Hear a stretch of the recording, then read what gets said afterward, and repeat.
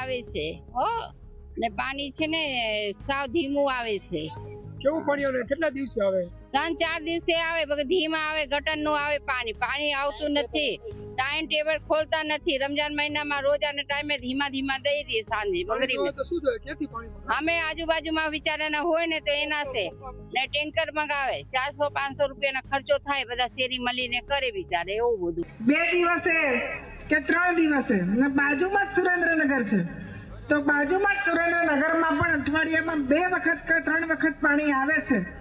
તો મેં પહેલો પ્રશ્ન નગરપાલિકાના કાઉન્સિલરોને પૂછ્યો કે ભાઈ પાણીની શું પરિસ્થિતિ છે તો કે બેન અમારે ત્યાં રોજ પાણી આવે છે। એટલે એ માટે પણ જે આપણા વડીલ હતા આઈકે સાહેબ એમણે એમના સમયમાં ખૂબ સારો પ્રયત્ન કરી અને જે અત્યારે 24 કલાક પાણી મળે અને રોજ પાણી મળે છે એવા પ્રયત્ન કર્યા હતા।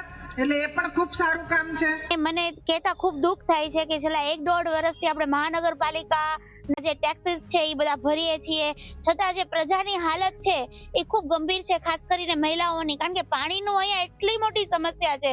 જ્યારે જોવા જઈએ તો આપણો જે ડેમ છે એ છલોછલ ભરેલો રહે છે, સૌરાષ્ટ્રમાં પણ એ પાણી પહોંચે છે। તો સુરેન્દ્રનગર જનતાને એટલો બધો અન્યાય કેમ? ક્યાંક ને ક્યાંક આ મહાનગરપાલિકા છે એ પોતાના જે આયોજન છે જે એમાં એ નિષ્ફળ નીવડી છે એ 100%ની વાત છે। અને એ પણ આપણા જે સુરેન્દ્રનગરના પ્રભારી અને મંત્રી શ્રી એવા દર્શનાબેન વાઘેલાએ એમના જાહેર મંચ ઉપરથી પણ સ્વીકારવું પડ્યું। સુરેન્દ્રનગરમાં મહાનગરપાલિકા થઈ એને 1 વર્ષ થયું પણ જે પ્રાથમિક જરૂરિયાત હોય જે માણસોને દેવી જોઈએ રોડ રસ્તા પાણી લાઇટો તેનેથી વંચિત રાખવામાં આવી રહ્યું છે। એટલે સુરેન્દ્રનગરમાં એવો મોટો વિકટ પ્રશ્ન છે અને આગામી સમયમાં સ્વરાજ ચૂંટણીઓ જાહેર થઈ રહી છે ત્યારે સુરેન્દ્રનગરની જનતા ત્રાહિમામ થઈ ગઈ છે કે આ લોકોને કોઈ પીવાલાયક પાણી રોડ રસ્તા લાઇટો પણ ની સુવિધા નથી।